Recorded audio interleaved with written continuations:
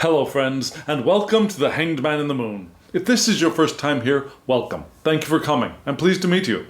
If you've been here before, thank you for returning. I'm truly honored. Friends, if you are a returning visitor, you probably already know that this is my first lunar cycle into my deep dive into the Thoth system. And we're working with the Thoth decks, the Harris-Crowley deck. But before we look at this week's spread, I'd like to toss out a word for us. The word for the week apparently is perspective. Perspective. When we say perspective, I think we might not have the same perspective on that word. And so I'd like to begin from the very beginning. I want to make sure that we all understand that we all create our own realities, and we all create our own realities in the very, very scientific sense by our perception. We can be in the same place at the same time, and our experience of that place and that time will be different for several reasons. We cannot say that there is an objective reality for a human being. It is all subjective, because we cannot take in all of the information that is present at any moment, and so we necessarily filter. We filter in several ways. Our eyes, our ears, and our other senses receive only a fraction of the actual information that is possible to receive. We do not receive the entire spectrum of the electromagnetic spectrum. We only see a very small sliver of light. Yeah? And the sliver that I receive and the sliver that you receive are going to be different. The sound. We hear different ranges of sound. Our attention is on different things. The information that we do receive is filtered through our unconscious minds, and we latch onto, we aggregate different elements of the same environment, depending on the person, depending on the species, depending on so many things. For a living being, there is no fundamental objective reality. It's all subjective. And so our experience of the universe is entirely dependent upon our perspective. And then there are cognitive perspectives. There are many, many, many layers for information to be filtered through in our conscious mind.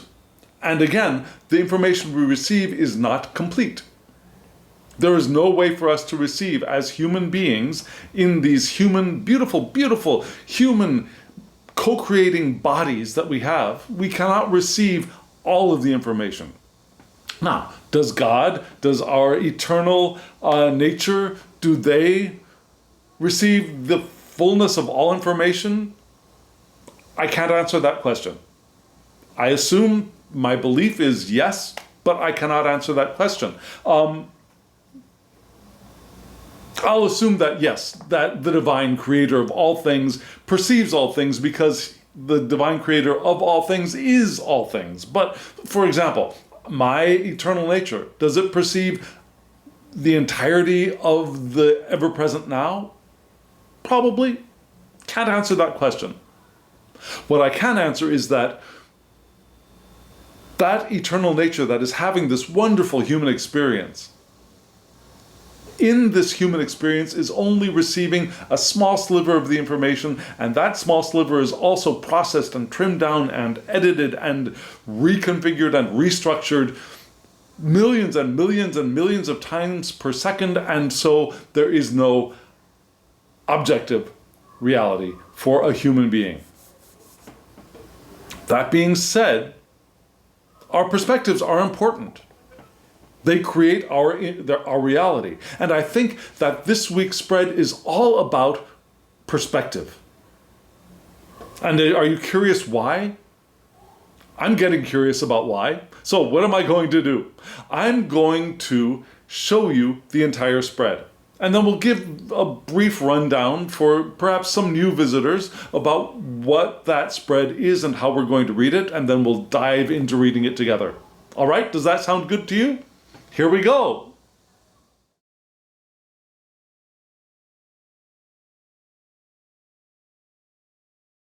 Friends, what is your perspective on this spread? Do you find it as beautiful as I do? Did you notice that there are 3 decks at play here? Probably if you're a return visitor, you already know that. The 6 cards in the center, those are from my personally trimmed, very inexpensive Thoth deck. I chopped off 3 of the borders, and I love the way that they play out together there in the center of the spread. And those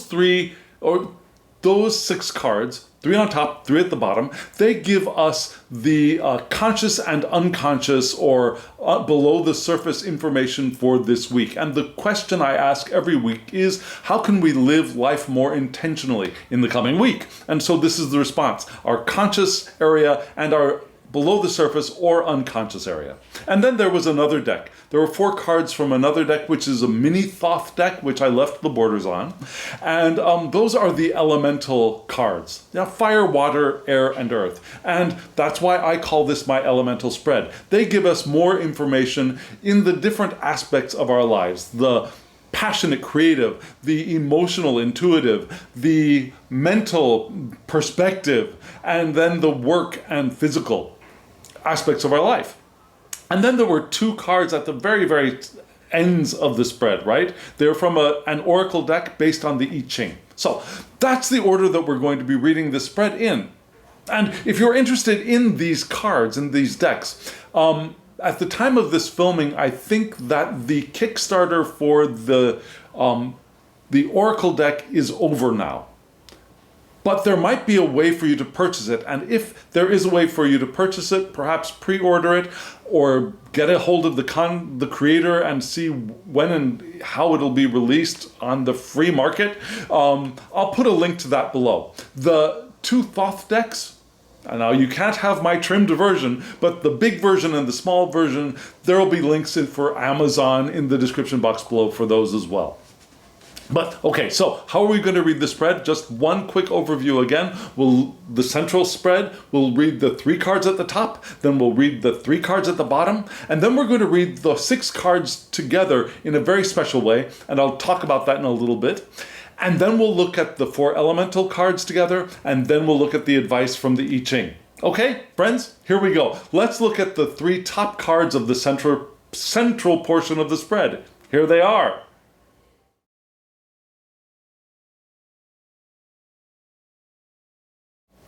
You saw that the 3 cards at the top of the central portion of the spread were, from left to right, the 3 of Swords, happy card, right? And then the Hermit, and then the 8 of Wands. Now, the way I read this spread is the central card is the central message. The card on the left gives us information about that card, and then the card of the right modifies it all over again. So we're going to start off with the Hermit card. And maybe now you get why I chose the idea of perspective. Yeah? The Hermit card sat right above the Hanged Man card. Both cards of perspective in many ways. But let's begin with the Hermit. Here we have the Hermit. Beautiful card, right? The Hermit, you see this white-haired creature being holding a lamp at their side, parting some what looks like grass, maybe wheat, and through that grass or wheat, the hermit peers out and sees an Ouroboros, not an Ouroboros, the Orphic egg with a snake winding around it, right? And at the feet of the hermit, we have Cerberus, the hound of hell, you might say, the 3-headed dog that guards the gates of hell. And also we see a spermatozoa, right? Popping right up by the light, right? Good place for a little sperm to be. But there's a lot of light here. Yeah, you see the hermit peering out from the grass, getting a different perspective. And you see at the bottom that the hermit is associated with Virgo and Mercury. So, this is a very fortunate thing because Virgo is the domicile of Mercury. So we could say that this is the first decade of Virgo, from which mutable Earth's vital attributes enter our world. Mutable Earth, yeah? Clean it up, get it going, get it organized. We get all this stuff into its boxes, Virgo. And we also have the connection of Chesed with Tifereth. And Chesed is the Sephiroth of loving kindness. That's the loving kindness. It's on the pillar of mercy. It's the loving kindness to Sephiroth, and it connects. This card connects that with Tifereth, which is the heart of the tree of life. Now it's beauty. So loving kindness connected with beauty is right here in the Hermit. And if we want to look at the Hebrew, did you notice that there were a lot of major arcana in this spread? So I'm not going to go in too deeply with the Hebrew and the runes, but I'll just toss them out quickly here. Yod is associated with the Hermit, which gives us the idea of a hand, the creative hand, which is interesting because in the Harris-Crowley deck, the idea of the Hermit being creative is very strong. There's sexual magic here, creative sexual magic, which we get the idea of with that spermatozoa popping up from below, right? And it's also the rune of Naudiz, which kind of looks like a straight line with a diagonal cross across it, which is desire, kind of sexual. Need could also be sexual, but also innovation. Yeah, when I think of Naudiz, I also think of necessity is the mother of invention. That kind of need and innovation is part of Naudiz. So creativity, innovation, desire, the need. Associated with Mercury in Virgo, that kind of makes sense. Virgos can be, when they're being organizational, when they're putting stuff together, they can be innovative, they can be creative, definitely. I'm thinking of my mother. My mother is a Virgo sun. Now, what does Crowley say about the Hermit? It says, don't be moved by external stimulus, keep silent. Keep to your own business, yeah? This is a seed, fertilization, gestation, retirement, not stopping work, but retirement from social activities, yeah? Taking a step back, disengaging from the busyness of the people around us, and still finding the seed, gestating the seed, fertilizing the seed with ourselves. Now, solitary pursuits are indicated here. Going it alone. So, we can also be focused on practical plans from our introspective natures. Crowley allows for introspection here. Now, we take a step back from the activity of people around us, we look within, and we find that seed, we fertilize it, we germinate it, we keep away, we keep silent as we do this work. The creative work of the hand of Yod, with desire, with innovation of Naudiz. So, we have the creative element of the Hermit in the Crowley-Harris deck. And we're looking out at the possibilities, the potential of this Orphic egg out in the very near distance, right? The Orphic egg is that which births the entire cosmos. So we have a very strong sense of creativity here. And then right next to this beautifully creative card, with all that sex magic potential, and actually facing in this direction, right? Whoops, where are we? Here. Yeah? In the spread, you saw that the Hermit was actually looking perhaps past that Orphic egg towards this card, which is the next card that we would naturally be reading, which is the Three of Swords. And here in the Three of Swords, we see a sword one very clear sword coming up, piercing what looks like a flower. But do you see those other two swords? They're a little bit difficult to see up here. Yeah, they're curved, they're bent in, and they all three meet at the point at the top flower at the top. And there's a lot of dark greenish, bluish green foliage in the background, right? To me, this is a beautiful card. But it's supposed to be more disturbing, I think, than it is to me visually. And we also see at the bottom, well, we don't see it at the bottom of this card. We see, if you can see clearly, that this card is associated with Saturn in Libra. And you might be thinking, Saturn in Libra, that doesn't really make much sense zodiacally if you follow the continental system, as I do.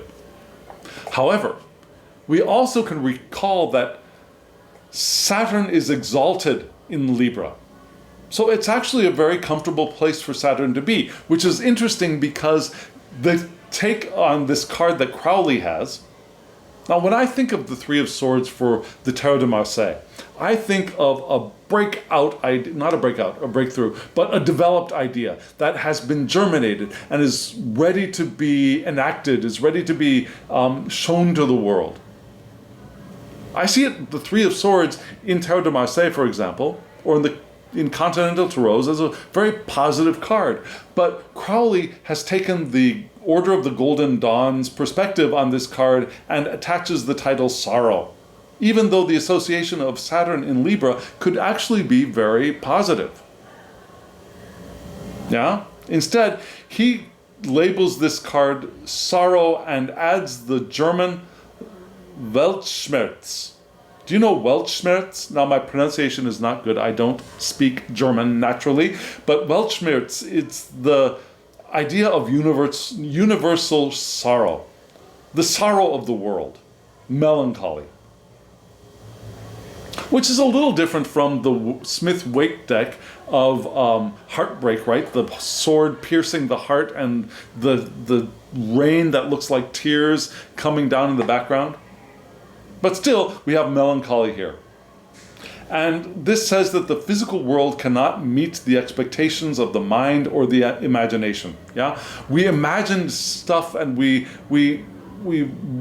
dreamed stuff in our as potential existence, and then reality sets in. Well, reality.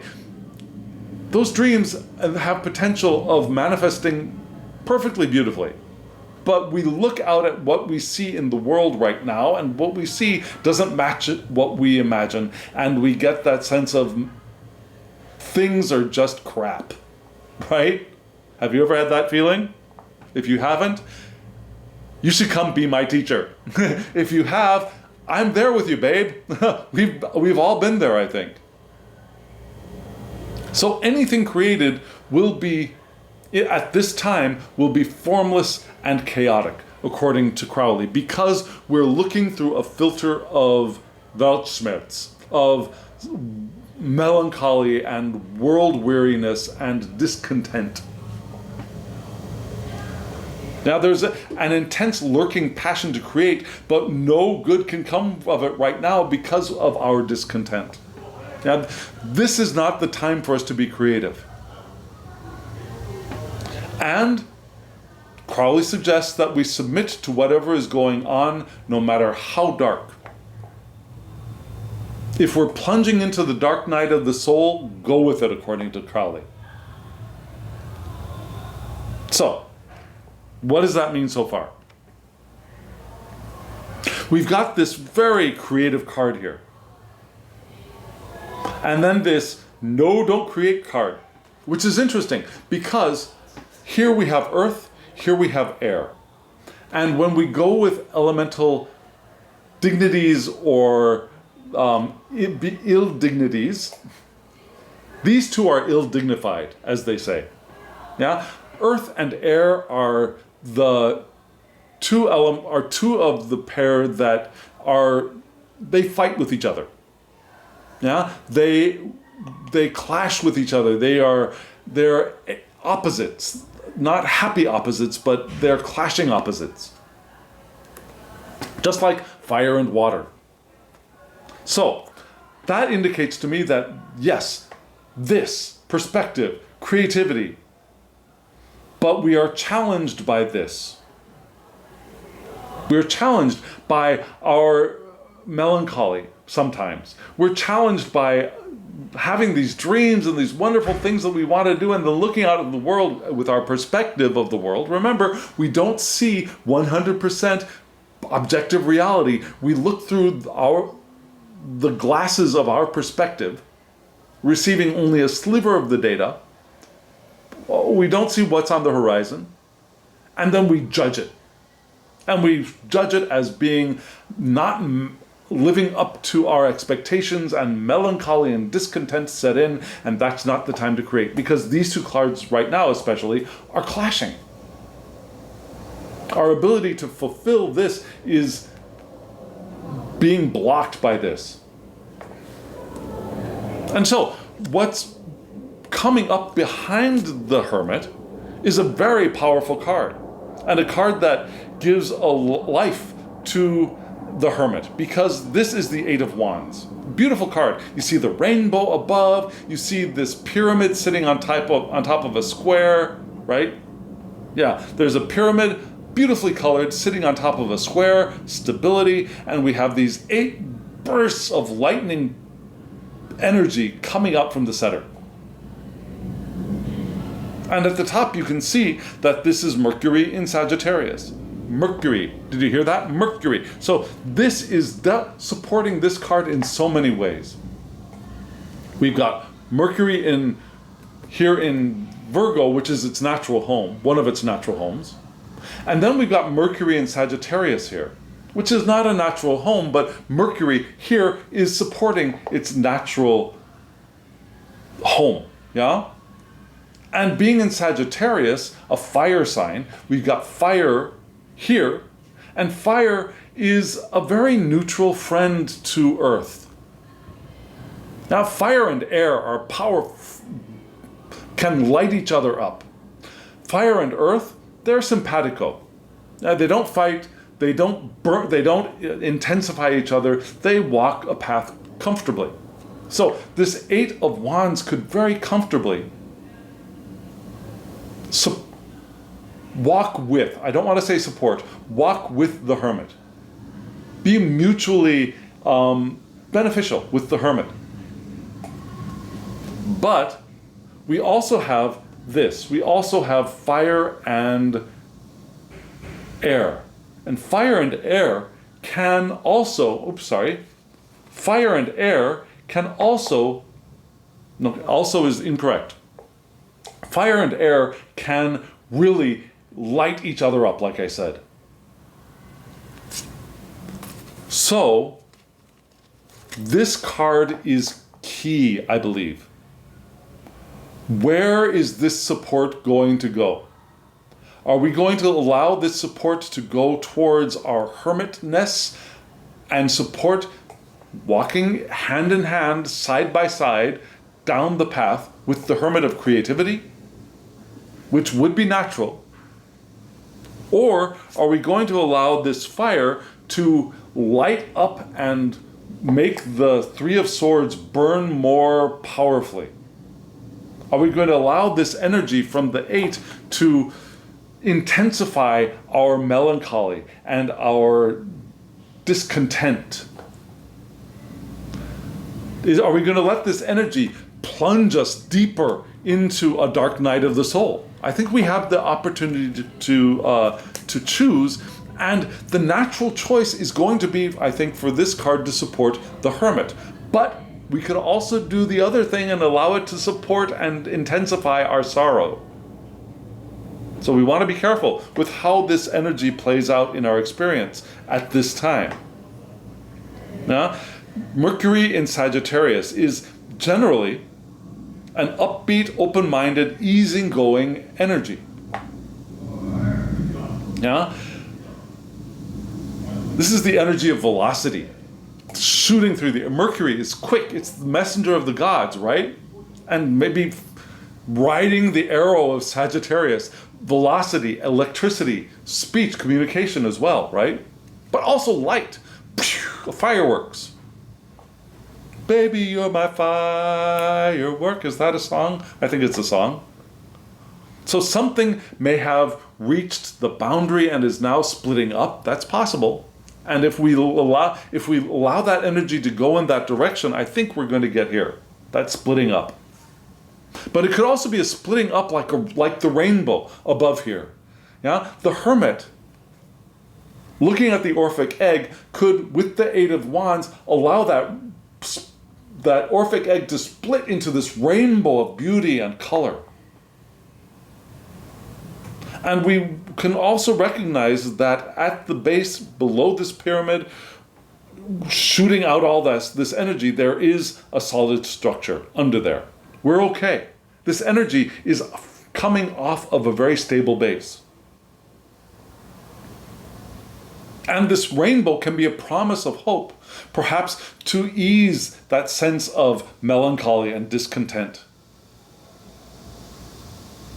And Crowley suggests with this card that we either enjoy the sparks, like I said, the fireworks, or wait for everything to settle down. And I think the hermit here is capable of both of those. So it's our choice. Do we look at that egg and see the sparks of potential bursting forth a rainbow and enjoy that? Or do we stay within our grass, and when I say our grass, I mean the grass or whatever plant that is that's growing back here, until it calms down for us to go out and see what's happened out there. Get a new perspective and create. Does that make sense? So this hermit has some challenge for us, and sometimes our creativity is challenged by which is one perspective, is challenged by another perspective, by our belief in that we see reality as it is and our judgment of it. And yet we have still all of this power that can intensify one of these two, and that's our choice. So friends, we're going to look at the bottom three cards to see what's, like I said in the last video, burbling under the surface, although under the surface is not so much burbling, there's another perspective for us to look at down there. So let's take a look at those three cards right now.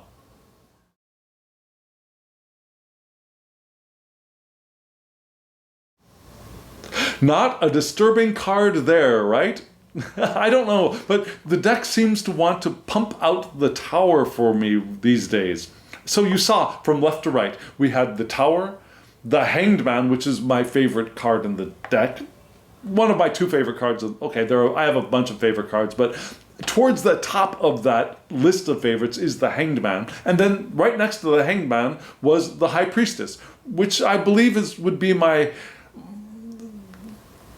pair of favorites. The Hanged Man and the High Priestess. And just a little insight into me, in case you're curious.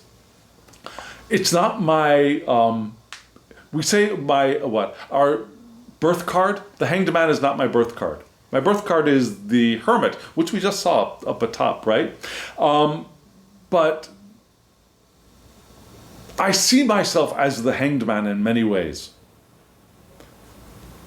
And I see myself potentially as evolving into the High Priestess. Now, you might think that that's count in the wrong direction, that the Hanged Man should be evolving in the other direction, but to me, that's the direction I see my life moving in, becoming the High Priestess. Now, it's interesting because in this deck, particularly, the High Priestess is associated with the Moon, which is, the Hanged Man and the Moon. So there is that link there too.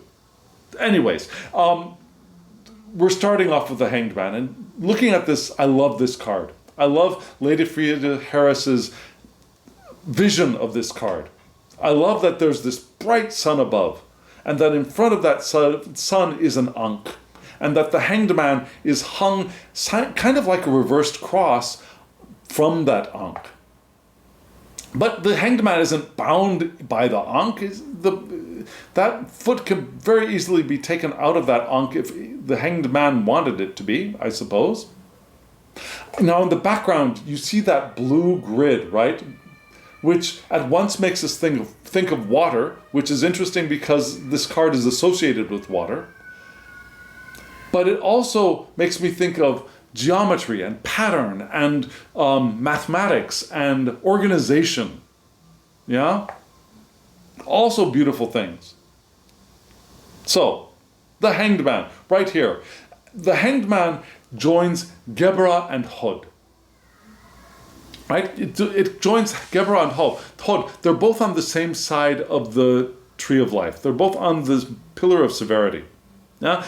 Geberah is above, and that is the sephirah of severity, of justice, of boundaries. And then Hod is right below it, and that's the sephirah of, some people say splendor, but I prefer to think of it as surrender. Surrendering to what is. Yeah? Instead of fighting against it or resisting it, surrendering to the present, to the now. So this card connects both judgment, severity, to surrender to the now. And what could be more perfect for the Hanged Man? Yeah? We have that moment of that severity, the judgment, and then we surrender to what it is rather than resisting it. And it's that path to surrender. Now, this card is associated with the Hebrew letter Mem, which is womb, the waters of life, waters of life.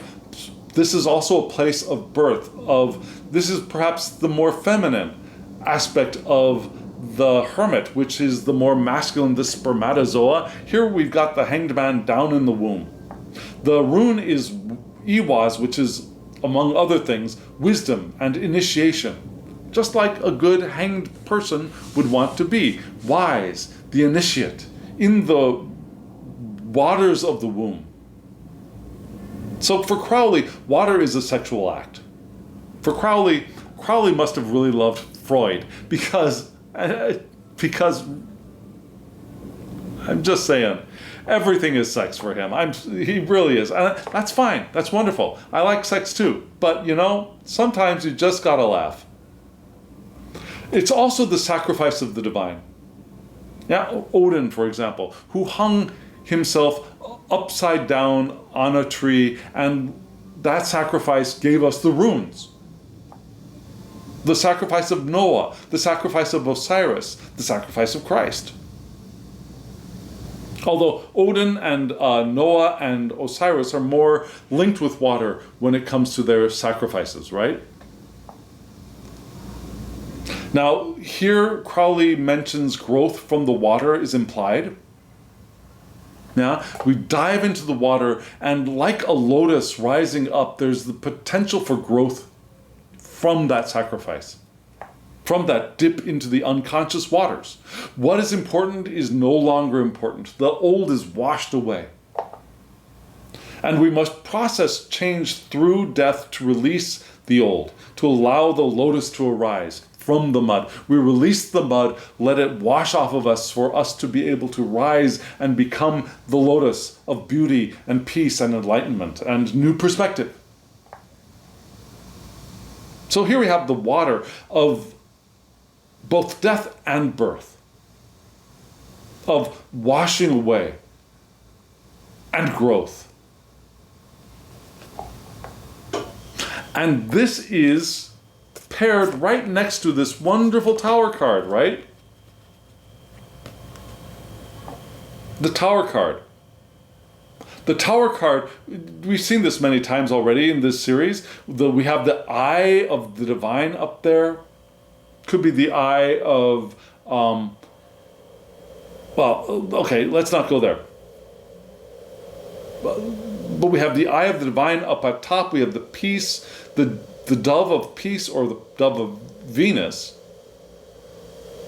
We have this open mouth, bursting flame, which is interesting because we have, again, I said Mars, which has two domiciles, right? Mars has the domicile of Aries, which is fire, from which cardinal fire enters our world, enters our spread. But Mars is also domiciled in Scorpio, from which fixed waters, vital attributes, enter our world.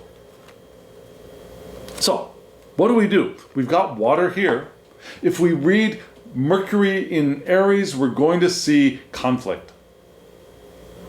If we read Mercury in Scorpio, if we read Mars in Aries, we get conflict with water and disruption. If we read Mars in Scorpio with water, we have a very, very happy union of the Tower and the Hanged Man.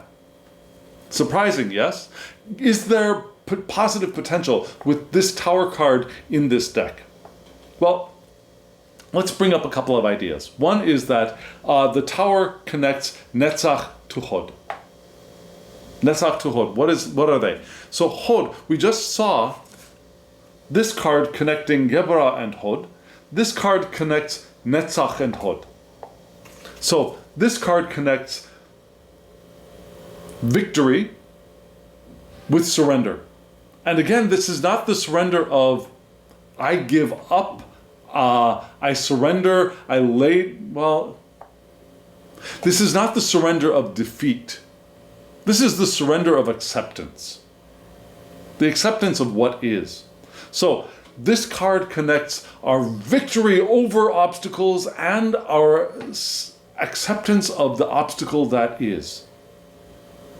If that makes sense. So we have these two cards both landing in Hod in that acceptance of what is, coming from severity or coming from victory. And victory is on the father pillar of mercy, by the way, just saying. So we've got a connection of both father and mother pillars in this card, in the joining of these two cards at Hod. So if we lean more into the scorpion attributes of this, we might move towards things like the destruction of desire and a new life. So we had desire up above, right? But below, we might want to allow that desire to disintegrate, to be broken down by the waters of the womb so that new life can spring up in the Tower. This is destruction as a prelude to judgment, to the arising, right? So here we have the Hanged Man dives into the water, plunges into the waters for growth, for that renewal, to sacrifice the old for the new. And here we have that in Scorpio, those attributes highlighted of destruction of desire for new life, destruction as a prelude to our rising again. And here we have, as a support to that, the High Priestess. Beautiful card, right? The High Priestess. She's got the bow of Artemis on her lap, which is also designed to look like an instrument, to play the music of the spheres, perhaps. We see the camel down below there as the animal of endurance and carrying water with it. We see a lot of fruit at her feet, but we've got that geometric pattern here as well. Now she's holding a net, reminding us perhaps a little bit of this net behind the Hanged Man, right? She's holding up this beautiful net. And the High Priestess is associated with what? With the moon, which is domiciled in Cancer, from which cardinal waters, vital attributes, enter our world. So we've got fixed water in the Tower, and we've got cardinal water here in the High Priestess. And this connects Kether and Tiphereth. Kether, which is the very, very tippy top, the eternal monad unity of all, and Tiphereth, which is the heart. And you recall we had the Hermit, which was connecting Chesed, loving kindness, to Tiphereth.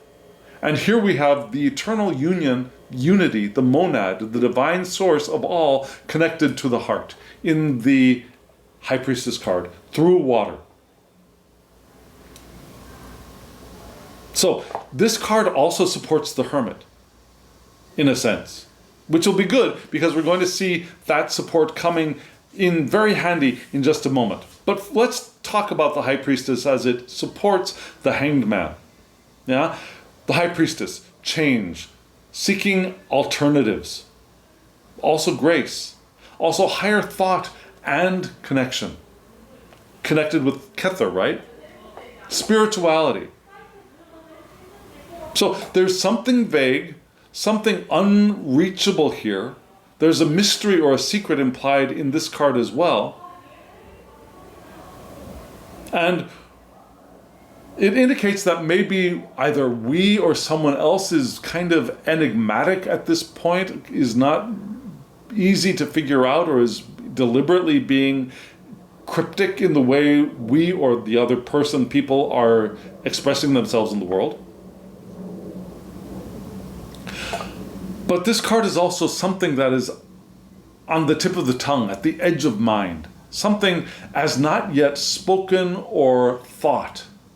Yeah? Something that is right now still unspoken or unthought from the unconscious. There's something bobbing towards the surface that is we can't perceive quite yet here as well.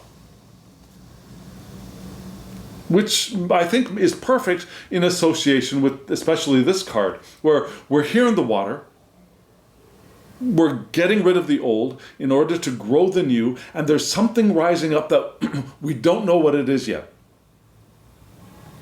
But it's there, it's at the tip of our tongue. It's enigmatic, it is as yet unspoken and unthought.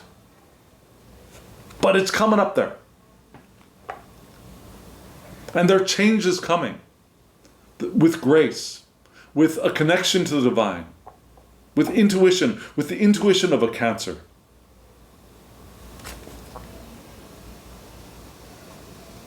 So through the changes of Water, Scorpio, Cancer, now we've got all of these very mutually supportive in the very natural place of being below the surface, in the unconscious, right? So there's a perspective shift going on in our unconscious. And it's all mutually supportive. And it's destructive, and clearing out is part of that process. But the other mutually co-creative part of the process is the High Priestess of connection with the divine and the mystery on the brink of being revealed. Right? Can you see that here? And can you see how that supports the Hermit above? So, friends, we're going to look at those 6 cards once more, in a different way. Well, I'll show you a picture that will give you an idea of how we're going to read these cards, yeah? And then we'll start looking at the cards in combination right away. Here we go.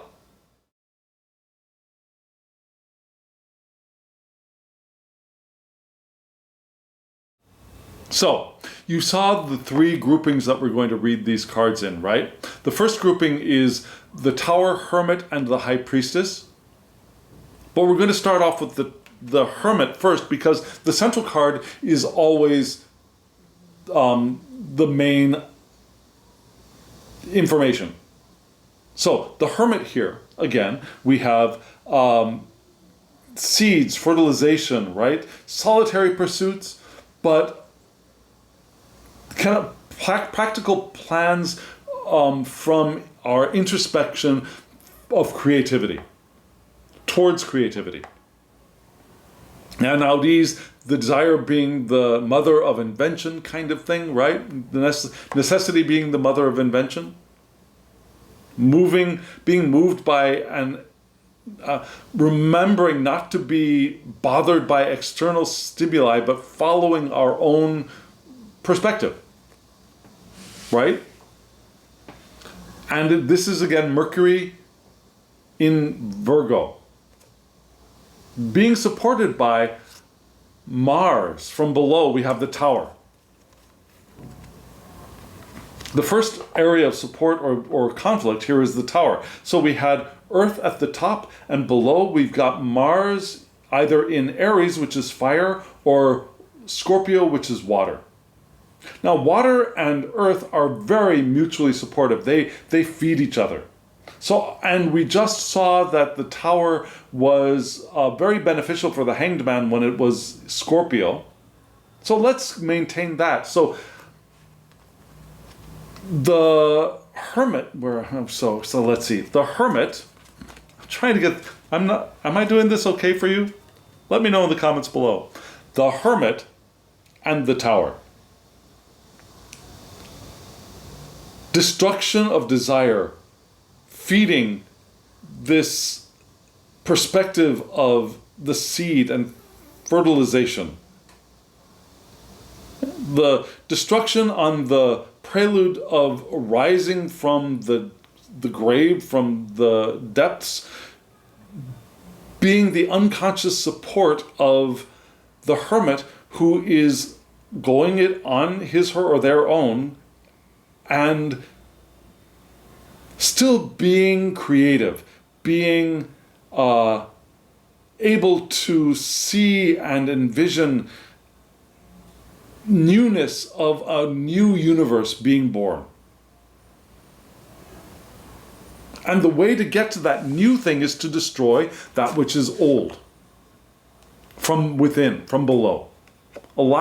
Because we need, well, one of the reasons could be because we need space down there, right? For something new to enter into our experience, perhaps we need clearing out of stuff. Now, how does the High Priestess support the Hermit? That seems really, really clear. Yeah, again, we've got another water card. We've got the Moon in Cancer. So that sense of connection with the divine, not explicit but implicit, things being at the tip of the tongue. We don't have the information yet, but we sense that the information is there to be had. Yeah? That the knowledge is there to be had. The wisdom is there to be had. And so the hermit, instead of engaging with other people and going out and teaching everybody, the hermit is still going on his, her, or their own, and with the belief, the faith that knowledge, that information is going to arise and be of use to him, her, or them as they move out from the grass towards that Orphic egg of a brand new universe being birthed into creation. And remember, this card and this card both connect with Tiphereth, which is the heart. So we have the monad connecting with the heart here, so we got the divine information, the divine essence coming into the heart, and here we have loving mercy coming into the heart as well, through the hermit. So our hearts are enlarged and expanded here with both of these very mutually supportive here in the heart, which will perhaps help us get over that Three of Swords business that is blocking our path forward. And perhaps that is what could be cracked down and broken open and digested and disintegrated and used as what do we call it? Not manure. Well, manure, used like manure as fertilizer. Like mulch. Yeah? So these are the cards for one way of looking at the support. Yeah? Our unconscious support of our perspective through the hermit. Now we've also got another set of cards. Pulling them out right now.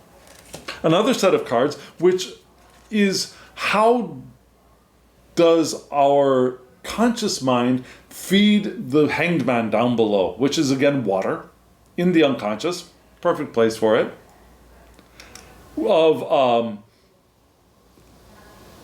growth from the water implied. What was important is no longer important. And again, it's water. So at the top, we had air. One thing that's feeding the hanged man is the Three of Swords, which was Saturn in Libra, which is air. And air and water, they get along okay. Yeah, they don't feed each other, but they don't fight either, so they can walk hand in hand. And maybe this thing which seems to be blocking the hermit is still feeding the unconscious here. Maybe we need this air, this melancholy, to feed the hanged one below us, the hanged man within us.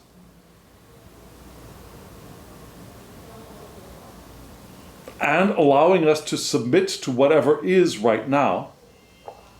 In Hod, remember this connects with Hod, so that idea of submitting, of surrendering to what is also implied in this card. So, that perspective of surrendering to what is, I think, is what is supporting the hanged man here. And on the other side of support is this card, which is problematic. So while the Three of Swords is actually a little bit supportive of the hanged man, which is water, this is a definite fire suit. And fire and water are enemies, just like earth and air are enemies. So the hanged one wants that quiet, wants that solitude, wants to dive into the water to allow things to wash off. And perhaps even that sorrow, the melancholy from the air, is coming down and is allowing us to do that surrendering in our unconscious. But this card here is asking us to, let's get going, let's a burst of rainbows and light and energy and sparkles, and that is not helping the hanged man right now. So while this card can help the hermit, now giving a base for something to look at and enjoy and enliven the creative juices of Mercury, the swiftness of Mercury. Here in the water, the fire, one of two things is going to happen. Either the unconscious is going to come up and drown out the swiftness of the Eight of Wands, or the Eight of Wands is going to very strongly disrupt the process of the hanged one. So we want to be careful of that. Just like we want to be careful of not allowing that the sadness, the melancholy of the Three of Swords interfere with the process of the hermit, we don't want to be sure that we're not allowing the sparkly, the rainbow, disturb the process of the hanged one within. Now we want to be able to balance both of them out. Balance the earth above and the water below. The earth above being the hermit, and the water below being the hanged man. Does that make sense? So we've got some good caution here. Yeah, don't let the sparklies, the energy, the effervescence of swiftness of the Eight of Wands keep us from doing the inner work. But then again, we don't want the depth of melancholy to keep us from our conscious work in the world either. Right? Okay, so friends, here we are. We're going to look at the 4 elements surrounding those 6 cards we just looked at and see where those elements, those aspects of self either help or get in the way of the process that we're going through in this coming week of living our lives intentionally. So friends, here are those 4 elements right now.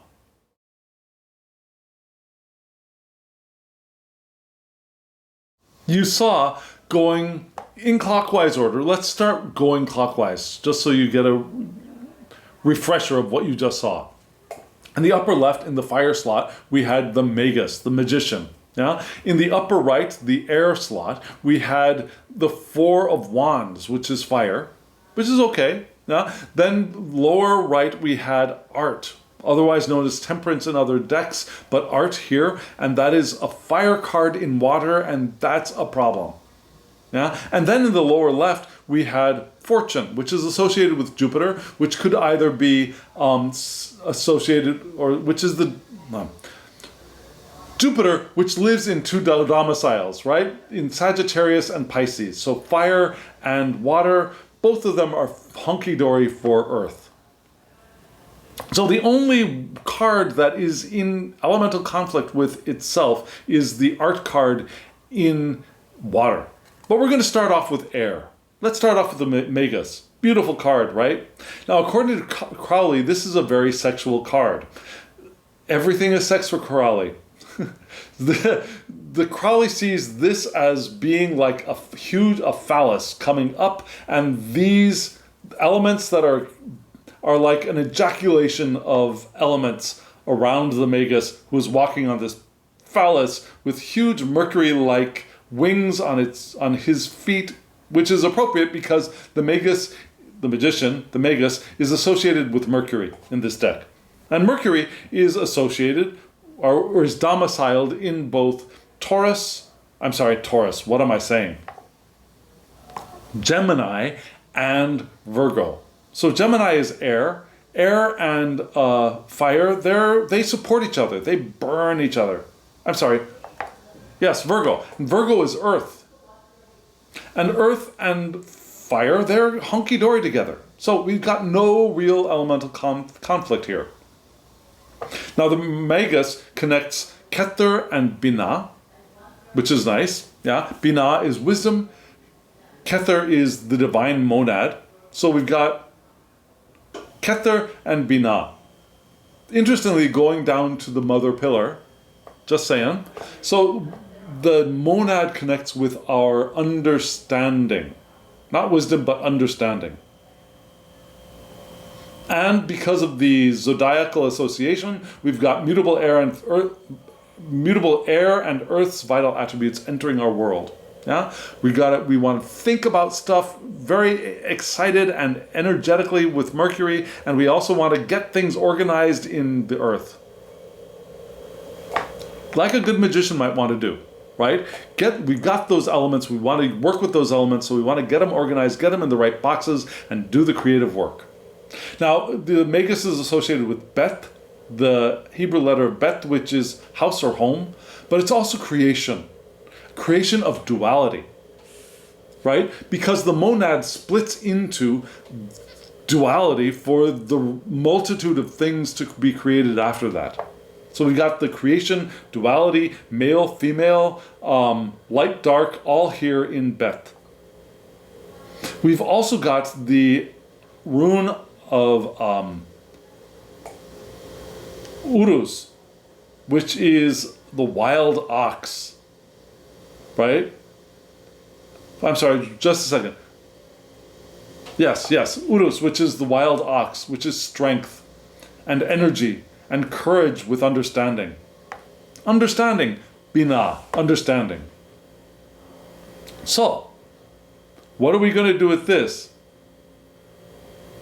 Well, according to Crowley, the Magus is will, but also trickery. Yeah? Also manipulation and deceit. But there are also messages, communication here because it's Mercury.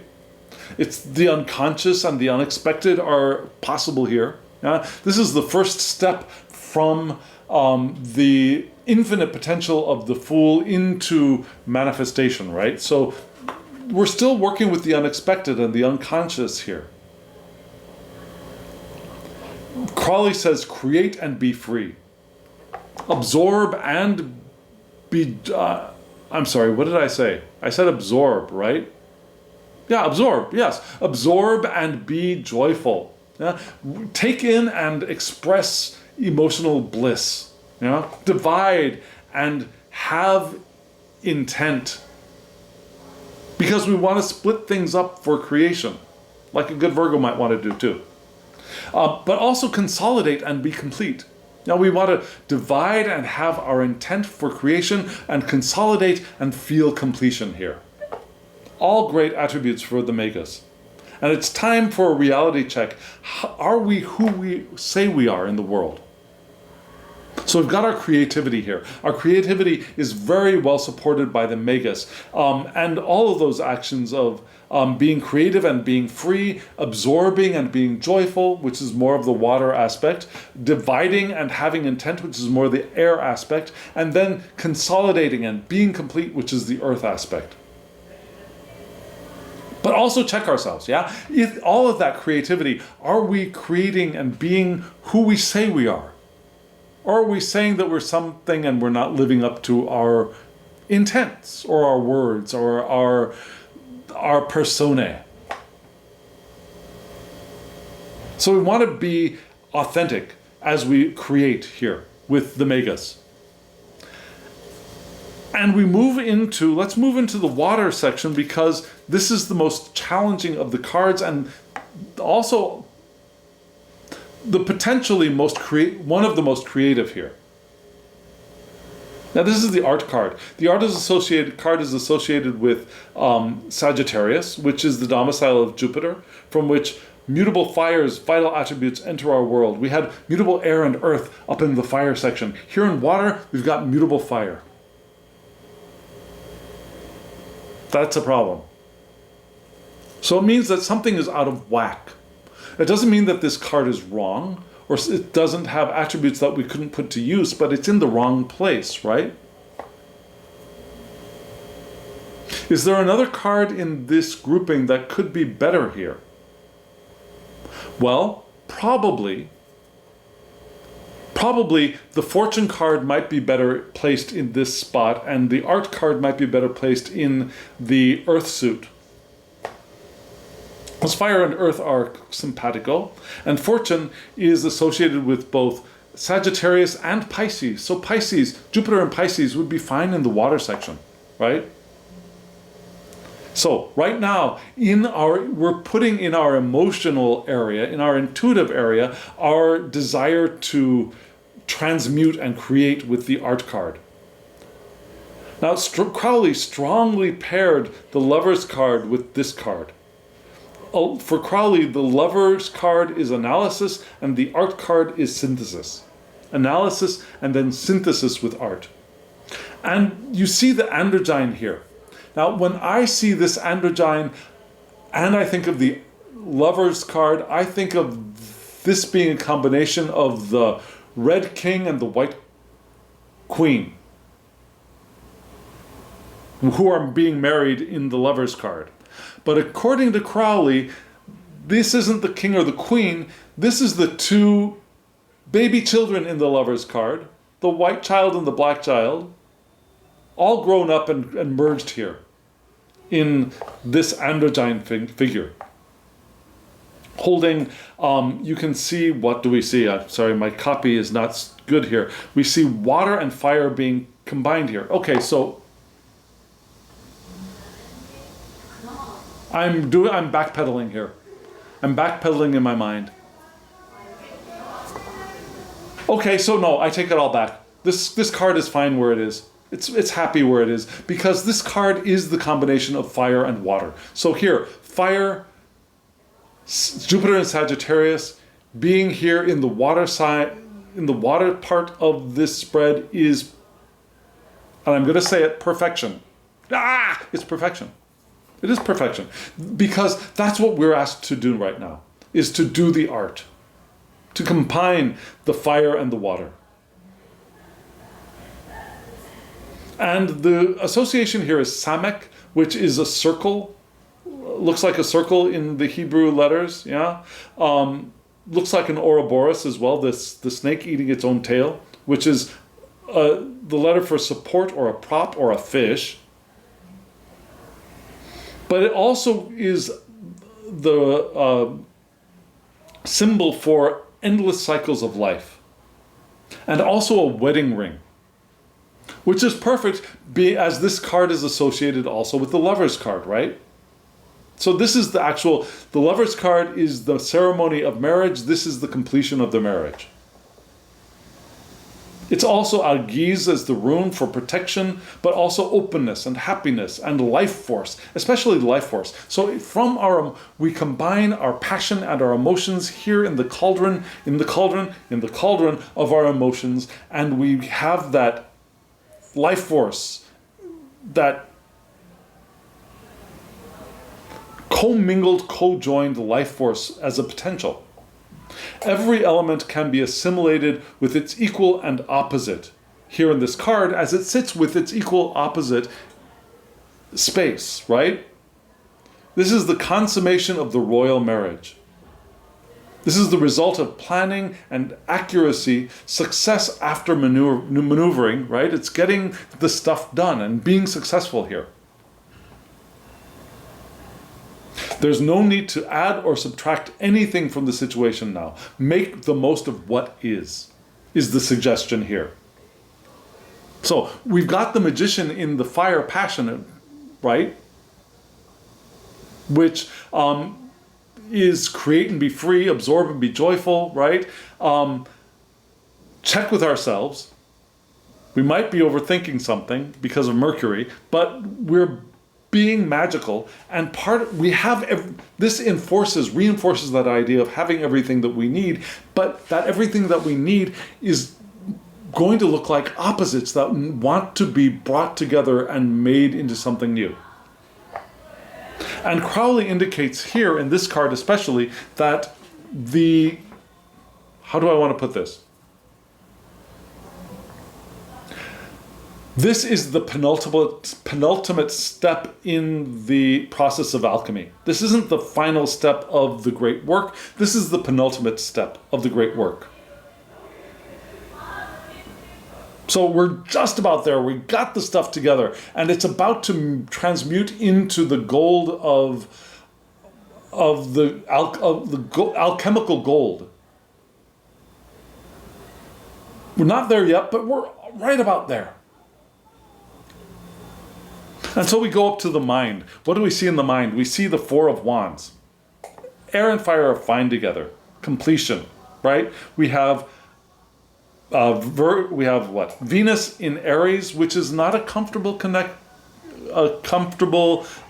association, but it is the association of partners, right? Mars lives in Aries. Venus is Mars's partner.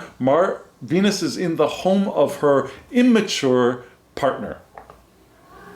So they're fresh. They're fresh. They're young. They're youthful. They're vibrant. So here we have completion may satisfy in our mind, in our air, in our perspective. But nothing remains the same. There are limitations that are applied here. Limitations are implied here. Clear boundaries are recommended when we're living in the home of our equal but opposite partner, right? Promises are fulfilled here. And this is the foundation for further progress and change and transformation. It's a milestone. Celebrate that milestone. Celebrate the union, which we just saw indicated here. So here in the air, we observe it and we celebrate it with clear boundaries, and recognizing that this is a platform, a foundation for further expansion and further growth. Which is perfect, because where do we move from here? We move into the fortune card. Oh, I didn't mention Venus in the house of Aries, and you see the ram for Aries and Mars, and you also see the dove for Venus here. So that's where this card is going, right? That's that completion. You see the fire behind that wheel, which looks like a very Buddhist wheel to me. And then we move on into what? We move into fortune card, which is lovely. All that energy, all that power here. Now fortune is Jupiter, which resides in both Sagittarius and Pisces. This connects both Chesed and Netzach. What does that mean? It's on the pillar of mercy, and it connects the loving kindness, not the heart, but loving kindness with victory. So love and victory are united here. And we have both mutable fire and water's vital attributes entering our world. We've got mutable everything, right? We've got Sagittarius emphasized from the art card. We've got mutable water here, which had been absent. We've got mutable air. Oh, the only thing we're missing is mutable earth, which is interesting. Because here we are, this card is in the earth section. This card is associated with Kalef, which is the curve of a palm, and it kind of looks like a curve of a palm, the Hebrew letter. It's bending ourselves in modesty and accepting others, accepting things as they are. Which we got indication of in the larger spread, right? So, as our fortune is moving forward, we want to move forward with humility and acceptance. It's also associated with the rune Isaz, which is ice, which might be a little scary, but that is rest and willpower and concentration. And also standing still, waiting, pausing, like the hanged man. It can also be physical or psychological barriers, which we also saw indications of with the Three of Swords being a possible barrier for the Hermit. We saw that the Eight of Wands could be a possible interference for the Hanged Man below in the unconscious. So that is all indicated here. However, we're suggested to follow fortune and move toward the unchanging axle of the center. Now follow the movement of the wheel of karma, but also move towards the center where we'll find stability. Control of physical affairs, unity, change, all of that is here. We get the unity of this, right? You see the echoes here, right? Between the air and the earth. Find our center during the revolution. Don't extend ourselves too far. We want to wait for the wheel to turn because the wheel right now is turning in our favor. So that's how we want to be in the world, yeah? We want to accept what is with humility. We are in a time of revolution, of the wheel revolving and change. We want to find our center, to keep our center, and wait for the wheel to turn. Just like the hermit is doing a little bit of waiting, right? It's on the verge of perhaps movement forward, but still there's a waiting there. The hanged man in the center is waiting, right? So that's emphasized here as well. But there's a lot of creativity here. We've got the tools. We can bring them together. But we don't want to rush forward until we got ourselves cleaned up, right? So, we've got two I-Ching Oracle advice cards to look at, and they're very interesting. Let's take a look at those right now.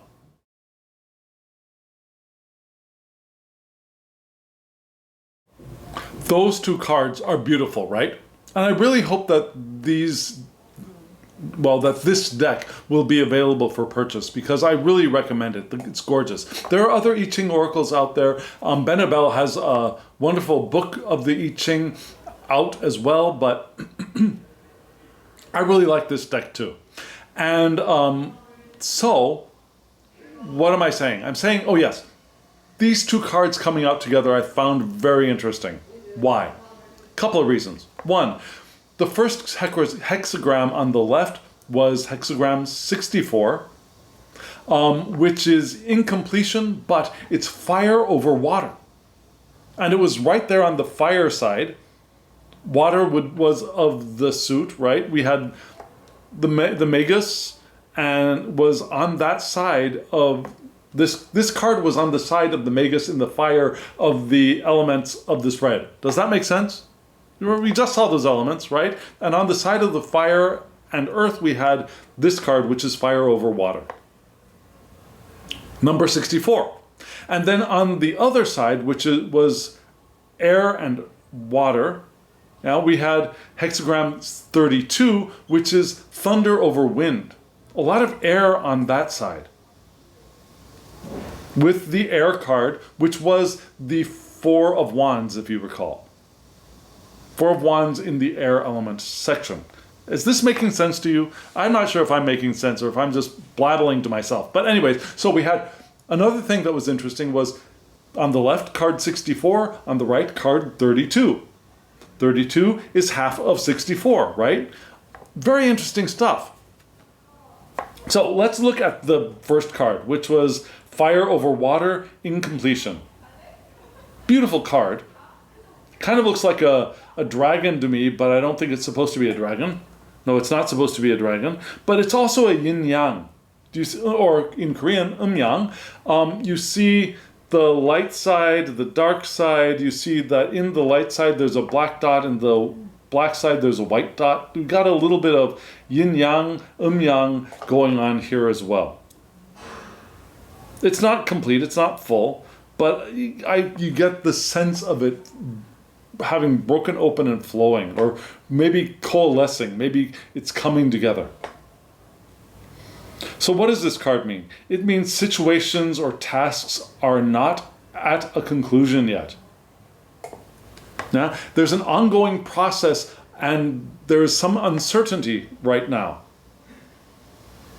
But we're in the process of moving towards success. So we are suggested to avoid rushing to completion or being impatient. We're going to get there. We're on the path to success, but don't rush things.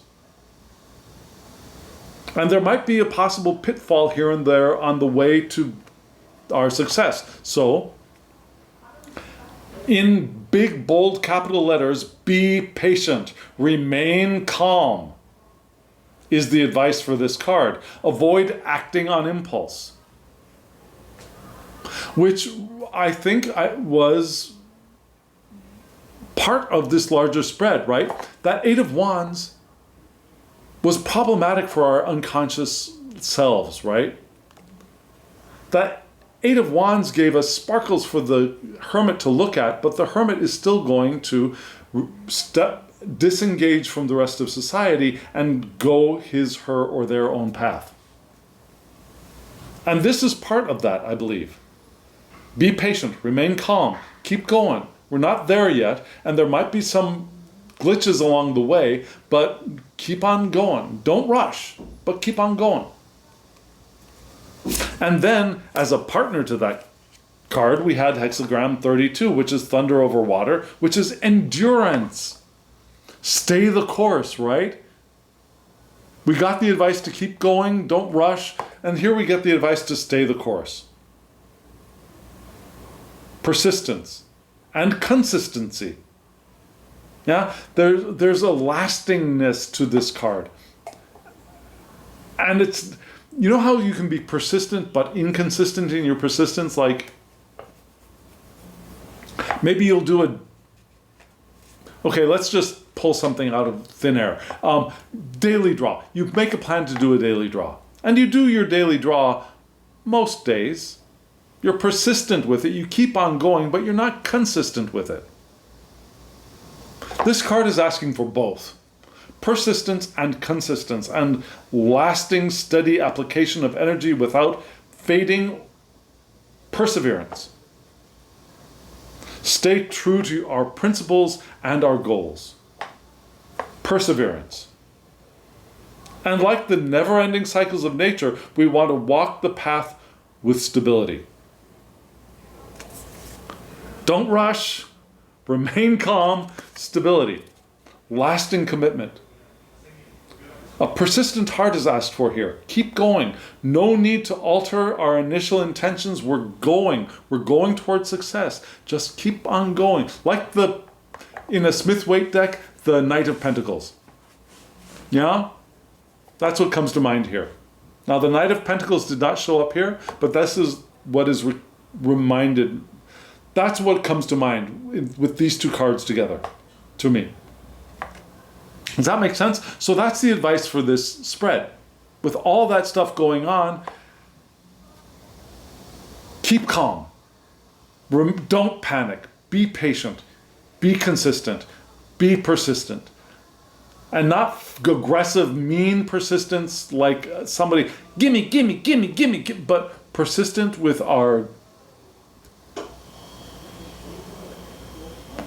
following the powerful current of intention. Persistence. Persistently opening ourselves up to that current of intention. Staying true to the principles of an intentional life. And in so doing, we've got the elements, we've got them close together like in the art card, and we're just a step away from the great work. if we allow ourselves to move with the wheel of fortune in the physical world. Right?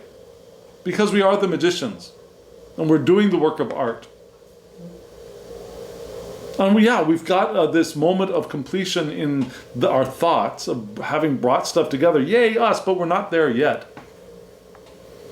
So like the hermit, looking through the grass, we see the Orphic egg. We want to move in that direction, but we've got this potential. We've got one of the pitfalls there is that Three of Swords.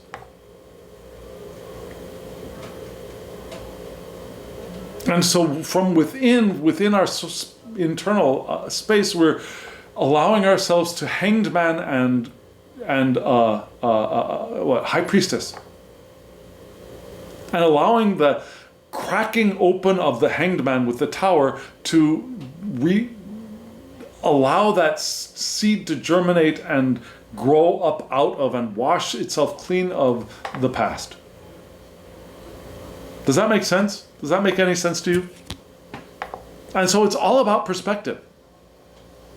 You could take an entirely different perspective on this course of events and have a very, very dark, frustrating, angry experience of the coming week instead. Yeah? So, friends, what do you think? Let me know in the comments below. I'd love to hear from you. And friends, if you have already done so, thank you very much for hitting the thumbs up button. It really helps the channel. It truly helps the channel if you hit the thumbs up button, and subscribe if you haven't subscribed, and hit the alarm bell so you get notifications of when I upload videos. I'm doing 2 a week. Sometimes I'll try and squeak out a 3rd video if I can. I've got one coming up this week. Maybe it probably will have already been up in the last week. I'll probably put that up before I put this up. So, just saying, hit the alarm bell. And if you want a private reading from me, my email address is below. thehangedmaninthemoon@gmail.com. Shoot me an email, we'll get you a reading. Okay? So friends, there we are. Thank you very much for coming on this journey with me. Thank you for diving into the Thoth with me. And now, as always, I wish you love, joy, well-being, and pure awareness. Thank you.